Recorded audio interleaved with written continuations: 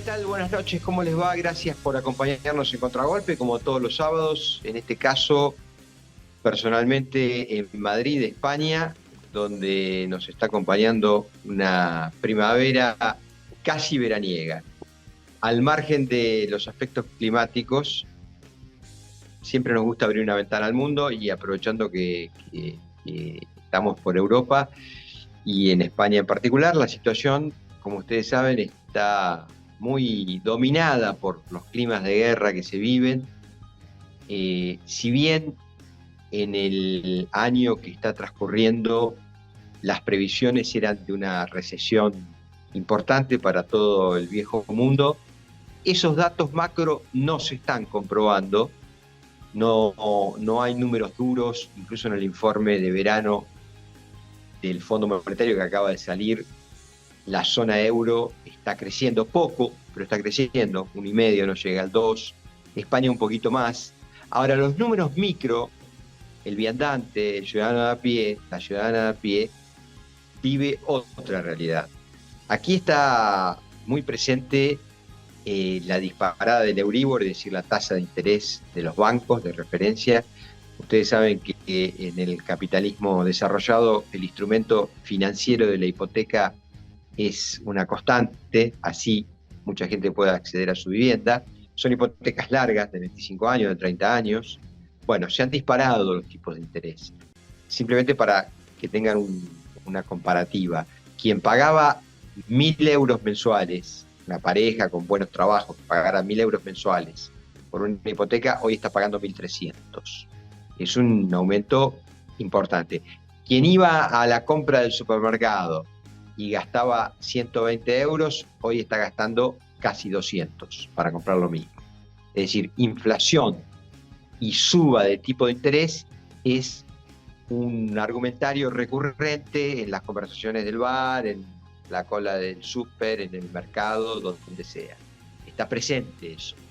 Y en particular en España, si vamos a la descripción de lo que se está viviendo hoy políticamente, hay que decir que va a haber elecciones de órbita municipal y regional, es decir, de provincias, de comunidades autónomas, como se conocen aquí, el 28 de mayo, y que van a resultar una suerte de primaria con respecto a la elección ya definitiva de noviembre, diciembre, cuando se busque reelegir Pedro Sánchez o la alternancia probablemente de Feijóo. Son importantes las elecciones de mayo 28 porque, insisto, de alguna manera van a dibujar el mapa político español para el semestre que va a quedar hasta la elección definitiva. Y ahí, y para finalizar, creo que hay que seguir dos cuestiones centrales. ¿Qué va a pasar en la Comunidad de Valencia? La tercera de importancia en habitantes y en PBI de España, muy importante, hoy en manos de los socialistas, coaligados con la izquierda de Compromís, que era la marca que tenía Podemos ahí en la Comunidad Valenciana. Bueno, ¿qué va a pasar en Valencia? Es una elección que hoy todos los estudios demoscópicos dicen que está muy peleada, muy cabeza a cabeza. Ahí la ley DON de repartos es muy exigente, pide un piso de 5 puntos, con lo cual toda aquella fuerza política que no haga 5 puntos va a quedar en la nada y esos votos automáticamente pasan a la primera minoría, o a la mayoría si la hubiera, que no es el caso.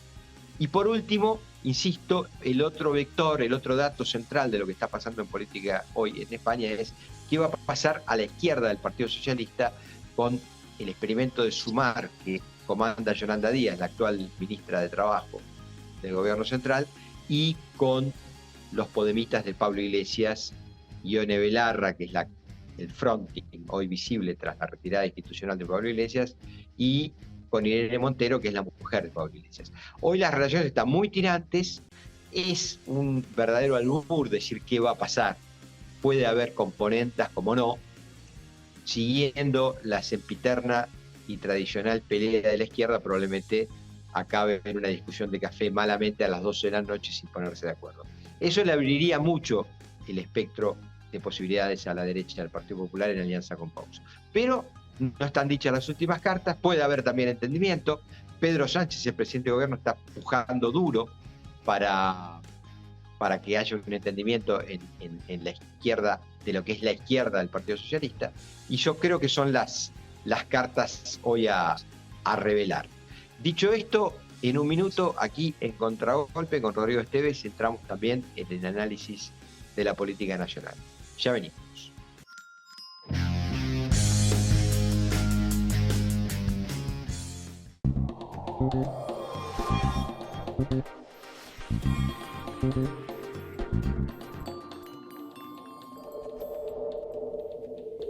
Me siento cómodo y realizado como persona porque puedo decir, sí, terminé el secundario. Es como un aval, de hecho de tener títulos secundarios, como que te abre esas puertas que están muy buenas.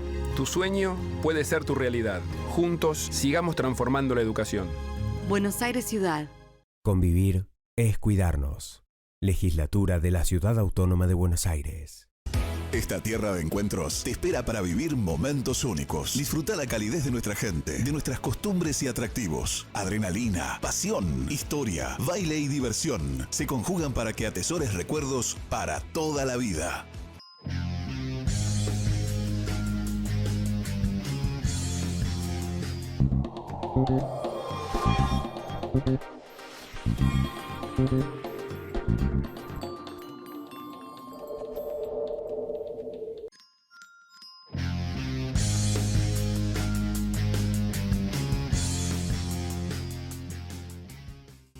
¿Qué tal, Rodrigo? ¿Cómo estás? Buenas noches. Muy buenas noches. Ya más centradas desde Madrid. Me imagino, Por ahí. me imagino. Muy buenas noches para vos, Roberto, y te escuchaba atento a propósito de todo lo que planteas en España y pensaba en estas tensiones en el marco interno de lo que es la coalición de gobierno, más allá de que son las fuerzas precisamente que están por fuera del PSOE, por fuera de esta fuerza contradicción que lidera hoy Pedro Sánchez y que ha asignado la vida de España desde la irrupción de Felipe González allá por los tempranos 80s. Quería decir a propósito de eso y quería trazar un paralelo que creo que a vos te va a interesar y creo que a nuestros seguidores atentos, a quienes saludamos, les va a permitir reflexionar. Si bien es y bien señalabas, es por izquierda de la coalición, empiezan a cobrarse escena las tensiones propias de las agrupaciones que comienzan a madurar. Acá en algún momento Íñigo Errejón rompió con Pablo Iglesias y armó su propio espacio, sin perder identidad, por el contrario, ganando identidad y ganando un espacio en Madrid que sorprendió a muchos. Y por otro lado, lo de Yolanda Díaz hoy, ¿no? Toda esta tensión que empieza a generarse, esta cosa tan particular que generan las fuerzas cuando maduran. Recordemos que Podemos es un hijo directo de las protestas en Puerta del Sol, protestas que tenían que ver muy con la cosa o con el clima antisistema de ese momento de la historia española, donde la bipolaridad y la polarización no dieron más respuesta. Esta cosa del neofranquismo del PP y esta cosa de la alternativa que significaba el PSOE, en un momento se quedaron cortos, ¿no? Y así nacieron distintas fuerzas por derecha y por izquierda, producto de ese enojo social que marcaba que el sistema estaba con algunos errores. Pero la madurez indicó y la madurez se cobró también, ¿no? Porque digo, la madurez significa dolor. En algún lugar madurar es sentir un dolor, vamos creciendo. Y esto es lo que le pasó a estas fuerzas de izquierda. Así como el PSOE tuvo un proceso interno muy complejo, que acá lo hemos contado muchas veces, que Pedro Sánchez se terminó cargando a un políbulo de larga tradición, en algún lugar la izquierda española se resignificó. Primero, por un lado, porque perdió completa escena Anguita y lo que era la vieja estructura del que venía del comunismo, pero por otro lado, centralmente, porque toda esta nueva y refrescante vocación de Podemos terminó teniendo fuertes cimbronazos y participando de una gestión de gobierno, con todos los costos que ello implica. ¿Y por qué digo todo? ¿Por qué vengo a todo este cuento, no? ¿Y por qué? Porque en gran medida tu disparador me invitaba a eso. Porque en definitiva al PRO, sin lugar a dudas por derecha, no por izquierda, algo de esto le está pasando. Con la diferencia que tal vez los modos y las formas de Pablo Iglesias sean distintos y la coleta, ¿no? Como suelen decir los españoles, sea distinta a los modos y las formas de el bigote de Freddie Mercury que alguna vez supo tener Mauricio Macri. Pero más allá de eso, más allá y que, perdóname, casi le cuesta la vida, literal, ¿eh? En su Sí. casamiento de Tandil se atragantó, ¿o qué? Sí, Pobrecito, pero sí, bueno, sí. No, no. anécdotas, Tristísimo, sí, ane- sí, sí. sí, anécdotas Pero sociales. recapitulando Mm. con esto, digo, las tensiones propias de la madurez. El PRO ya no es el hijo por derecha del 2001, ya es una fuerza consolidada, con años de gestión, con 4 gestiones a su espalda en la ciudad de Buenos Aires, con derrotas y triunfos, con una gestión nacional encabezada por el PRO, pero donde tuvo que echar mano sí o sí a un acuerdo de partidos, es decir, el PRO, lo hemos contado aquí hasta el hartazgo, en el 2015 no hubiera llegado de no mediar Cambiemos, y mucho menos de no mediar la decisión férrea de Carrió y de Sanz de acompañarlo, cosa que a veces a Mauricio Macri parece que le costara interpretar, ¿no? Esta cosa de, por un lado, que Juntos por el Cambio es mucho más que Cambiemos, pues Juntos por el Cambio hoy contiene a mucha más gente de la que supo contener a Cambiemos, y por otro lado que Cambiemos era más que el PRO. Y ahora está este descubrimiento, ¿no? Que el PRO es más que el macrismo. Esto es algo que le cuesta entender a Macri. Es una tensión que Macri no comprende. El PRO no es el macrismo, el PRO es el macrismo sin lugar a dudas, tal vez podríamos decir sin temor a equívoco, su sector mayoritario, hegemónico, Lo que su pasa es que ahí, sector... Rodrigo, permitime meter la cuchara en este muy buen análisis que estás haciendo.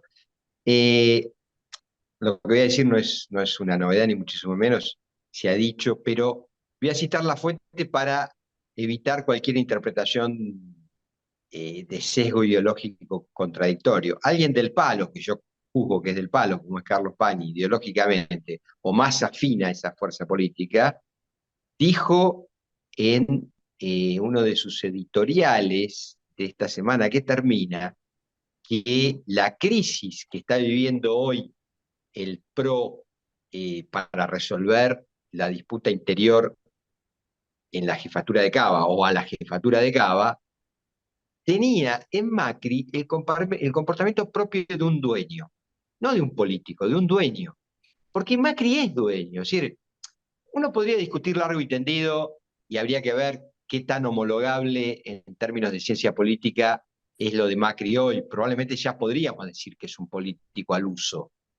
Pero esto un poco es como la genética, lo arrastrás de nacimiento. Él tiene un comportamiento de dueño porque viene de la empresa, porque su cultura es la de mandar en la empresa, porque fue de alguna manera heredero y después dueño de patrimonio. Se mueve de otra manera. Si yo creo que el PRO, y tomo tu reflexión, y creo que le hace bien al ejercicio democrático, ojalá se consolide en esto de nos comportamos ya como un partido político, no de accionistas de una empresa, sino como un partido. Te viene alguien y te dice, no, mirá, esta candidatura me la tenés que ganar en una interna, estas son las condiciones, ahora me toca mandar a mí institucionalmente, y te la tenés que bancar. Fundaste algo, pero ahora esto es un partido. Es decir, es como, qué sé yo, si los radicales hubieran quedado sujetos al liderazgo enorme que tenía Alfonsín, pero menguado después del experimento gubernamental. Y decir, bueno, pasaron otras cosas después en el radicalismo. De hecho, hubo otro liderazgo que llegó a presidir la República. En el peronismo, 3/4 lo mismo, uno podría decir, no, pero está secuestrado por el kirchnerismo hace 20 años. Bueno, está bien, pero eso un día va a terminar y en el peronismo se sabe que puede haber desafíos. Podés ganar, podés perder, ¿no? Y creo que un poco eso que señalás es lo que está pasando. Y si me permitís una última reflexión que viene de este lado del Atlántico, pero que vale para meternos en aquel lado del Atlántico.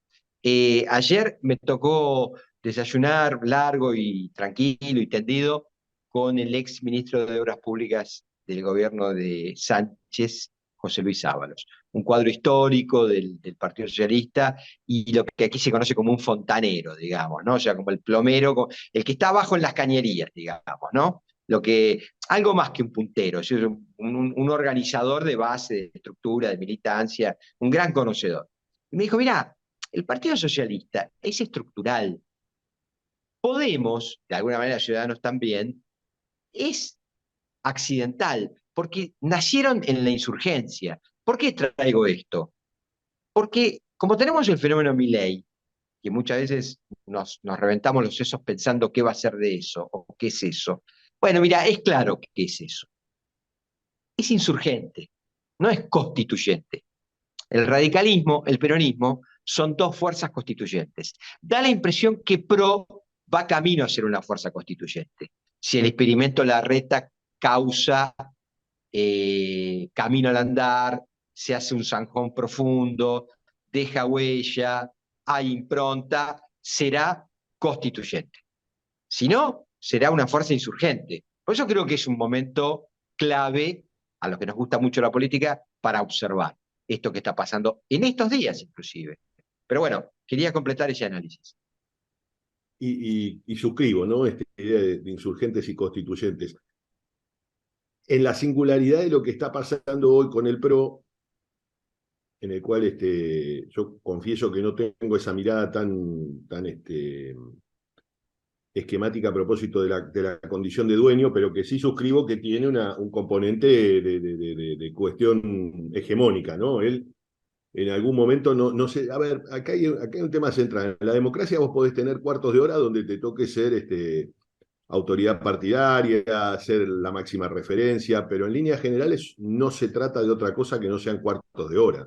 Es decir, Antonio de Oliveira Salazar fue el único que duró casi 50 años, estamos hablando de Portugal, ¿no? Y el salazarismo, pero digo, para durar todos esos años que duró desde los 30 hasta los 60, de finales de los 20 hasta los 60, digo, Salazar no tenía oposición, y a los opositores, si no los encarcelaba, los mandaba al exilio.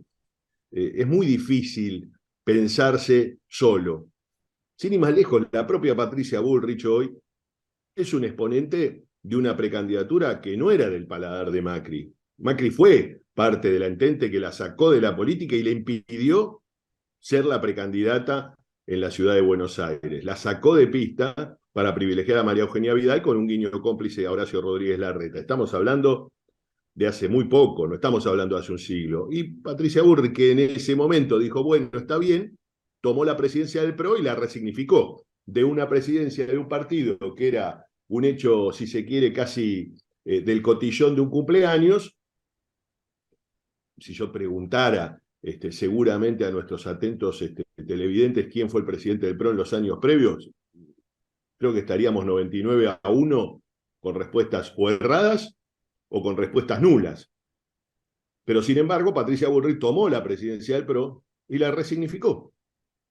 Y transformó la presidencia del PRO en su base de operaciones para hoy ser la precandidata a presidente que cotiza golpe por golpe con Horacio Rodríguez Larreta. Y que sacó, y acá esto es importante entenderlo, sacó de la carrera a Mauricio Macri. Porque este es el otro tema.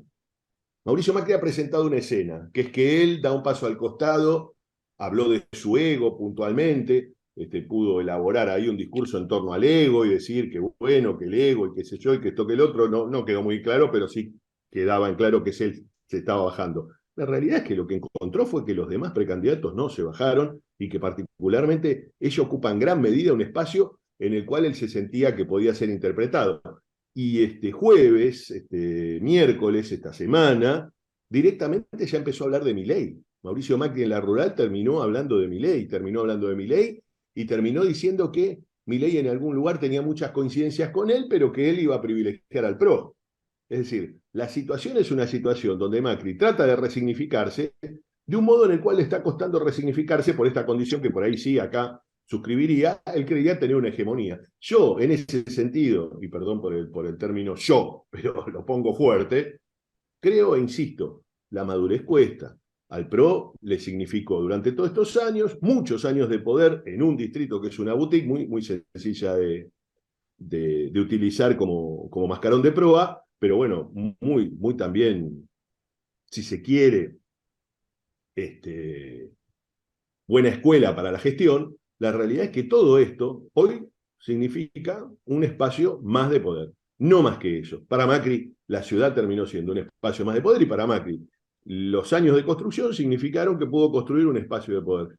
Hoy termina, por caso, hablando de María Eugenia Vidal como una propia, cuando todos sabemos que María Eugenia Vidal no era del riñón de Mauricio Macri, ni mucho menos. María Eugenia Vidal viene de la mano de Horacio Rodríguez Larreta. Hoy termina hablando de Patricia Bullrich como una propia. Huelgan las palabras de quién es Patricia Bullrich, de la larga tradición en la política que tiene. Digo, hace 50 años, cuando Patricia Bullrich ya militaba en el peronismo, Mauricio Macri estaba en Tandil, correteando en el campo familiar de su mamá. Digo, no nos llamemos engaño. Acá hay un montón de tradiciones políticas que encontraron pudieron canalizar su ansia militante dentro del PRO, y que hoy han implosionado, con todo lo bueno que ello implica para la democracia. Si hay 40 años de consolidación democrática, es en gran medida también porque los sectores conservadores en la Argentina abandonaron la lógica de la vota y empezaron a entender la lógica de los votos. Para mi paladar, lamentablemente, encima sacan muchos, pero bueno, ese es otro tema. Tomando la posta de lo que planteás, sin duda podemos meternos de lleno en, si querés, hablando de fontanería y de cañerías. Bueno, en una decisión muy sensible que toma Larreta, que es que los porteños voten en dos urnas distintas, autoridades de órbita nacional y en otra urna autoridades de jefatura de gobierno local. Eso se lee como parte del entendimiento que tiene Larreta con el radicalismo. Da la impresión que hay dos ejes allí. Uno, ponerlo en el orden predatorio que vos lo quieras ubicar o que los televidentes lo quieran ubicar. Uno, un gesto de autonomía y de autoridad, es decir, no, yo no soy un chirolita, en un momento donde la Argentina, entre otras crisis, atraviesa la crisis de el gobierno que Cristina pudo elaborar un artefacto electoral competitivo y ganar, pero que después no pudo tener correspondencia para gobernar. Sobre todo en un partido como o un movimiento como el peronismo, que es muy verticalista, donde no queda claro quién manda, allí hay un lío grande, ¿no? Bueno, yo creo que Larreta ya anticipa eso, y no quiere el 10 de diciembre, en caso de que la voluntad popular diga que él es el que manda, que se pregunten, sobre todo los poderes fácticos, dónde hay que ir a buscar la toma de decisiones. Si en La Rosada o en una oficina en Olivos. Digo oficina de Olivos porque Macri actualmente tiene sus oficinas en Olivos. Entonces, me parece que este es el primer elemento a tomar en cuenta. Segundo elemento, él sabe que una alianza con el radicalismo le da la tranquilidad de tener una estructura y un ensamblaje nacional. Por esto que decimos de aquellos partidos que son constituyentes y aquellos partidos que son insurgentes. Es decir, el PRO todavía nacionalmente tiene coletazos de insurgencia o no tiene la implantación nacional que tiene el radicalismo. Entonces, a mí me parece que él lee eso y lee, si querés, agrego un tercer elemento, aquella vieja idea que él tiene, que la viene pregonando, que la Argentina, dada su condición de enfermo cuasi terminal, requiere de un ensamblaje político muy, muy tejido y muy abarcativo, muy amplio. Esta es su idea, por lo menos es lo que él dice. Entonces me parece que ahí se está viendo este movimiento a varias bandas que ha hecho Larreta. Y por último, te dejo para que lo amplíes vos, sobre todo desde el lado informativo, ya que yo me encuentro muy lejos, y repito un poco lo que leo, más allá de que hablo con alguien o con algunos, da la impresión como que Macri y Bullrich empiezan a recoger el barrilete. Y si dicen, no, no, bueno, vamos a romper, no, no vamos a romper nada. Digamos, da la impresión que miden fuerzas y no tienen tampoco tanta nafta. Digo, pareciera ser que muchas candidaturas fueron mucho más construidas al calor de tapas de diarios que lo que pasa después en la realidad concreta, ¿no? Muy interesante este disparador que tirás a propósito de cuánto hay de etapa y cuánto hay de realidad concreta. Sí. Parto de la premisa de lo que planteabas en el arranque. Efectivamente, Horacio Rodríguez Larreta, al tomar la decisión de que los porteños concurramos a votar el mismo día en distintos padrones, con nuestra elección local por un lado y con nuestra elección nacional por otro, parece haber pateado el tablero. Esta idea de a Macri no le gustó. Y acá un error, para mí, de características garrafales de Macri y su entorno. No es el único, pero me parece el más grave. Tiene un candidato propio. No solo tiene un candidato propio, sino que ya lo anunció. No solo tiene un candidato propio y ya lo anunció, sino que además pone en escena a su propio apellido. Y no solo Bueno, tiene pero un hay candidato... una pequeña interrupción de 5 segundos. Ahí ves lo del dueño que yo te dije al comienzo de este programa. Bueno, ¿sabes qué? Ahora va a venir Jorge Macri. No, ¿cómo ahora va a venir Jorge Macri? Jorge Macri que vaya, participe, gana o pierde. No viene nadie, digamos. ¿Cómo vengo así, pongo el dedazo? Eso no va más, me parece. Pero bueno, en fin, te dejo. Y Perdón. otro de los centenados, porque volvemos a Mm. la misma escena. Al igual que Patricia Bullrich, y acá es muy interesante plantearse esto y verlo con los ojos del pasado. Al igual que Patricia Bullrich, fue otro de los castigados. Jorge Macri termina hoy candidato en la ciudad porque no le habilitan la PASO en la provincia de Buenos Aires. Acá nadie recuerda aquello, pero desembarca Diego Santilli, Mm. el Colo Santilli, en la provincia de Buenos Aires y dispone que Jorge Macri desaparece de la política bonaerense. Jorge Macri, producto de un diálogo extenso con Horacio Rodríguez Larreta, no carente de tensión en el diálogo, perdón por la presencia de este sándwich de diálogo, adopta la amable decisión de no ir a la PASO efectivamente y aceptar un cargo en la gestión de la ciudad, ministro de gobierno en aquel momento. Esto yo sé que a muchos le va a costar entender, pero esto fue así. Es decir, él era intendente Vicente López reelecto, con un muy buen porcentaje. Vicente López, una larga tradición de intendentes con largos periodos y buenos porcentajes. Muchos años del japonés García. Japonés García. Exacto, muchos años del japonés García, a posteriori estos últimos años de Jorge Macri. Jorge Macri se pasa a la capital, asume de ministro de gobierno, y hoy termina pasando esto que vemos de Jorge Macri, que en definitiva no deja de replicar la misma escena de Patricia Bullrich, resignificó el castigo, ¿no? Patricia resignificó el castigo de la presidencia del PRO, Jorge Macri resignifica el castigo en la ciudad. ¿Y por qué hablo de esto puntualmente? Porque Mauricio Macri, en lugar de tomar el guante y decir, yo ya tengo mi candidato, vamos a la pelea, termina en una situación en la cual lo pone en un lugar donde parecería ser la víctima del futuro y que Lustó ya ganó.